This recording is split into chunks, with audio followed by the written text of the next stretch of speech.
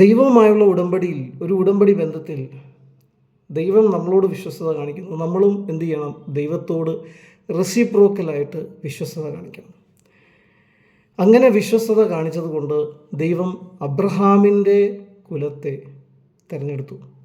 അബ്രഹാമിൻ്റെ സന്തതി ആയിട്ടാണ് പിന്നീട്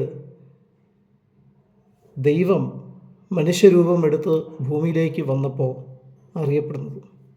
അത് നമ്മുടെ കർത്താവായ യേശുക്രിസ്തു. മത്തായി തൻ്റെ സുവിശേഷം ആരംഭിക്കുമ്പോൾ ഇങ്ങനെയാണ് പറയുന്നത്: അബ്രഹാമിൻ്റെ മകനായ, ദാവീദിൻ്റെ മകനായ യേശുക്രിസ്തു. ഈ അബ്രഹാമിനോട് ദൈവം ഉടമ്പടി ചെയ്തിട്ടുണ്ട്, ദാവീദിനോട് ദൈവം ഉടമ്പടി ചെയ്തിട്ടുണ്ട്. ആ ഉടമ്പടിയുടെ ബലത്തിലാണ് അതിൻ്റെ ഇടയ്ക്കുള്ള മുഴുവൻ ജനറേഷൻസിനോടും ദൈവത്തിന് ബന്ധമുണ്ടായിരുന്നത്. ആ ദൈവം തൻ്റെ ഉടമ്പടിയിൽ ഇവർക്ക് കൊടുത്തിരുന്ന വാഗ്ദത്തം നിവർത്തിക്കാൻ യേശുവിനെ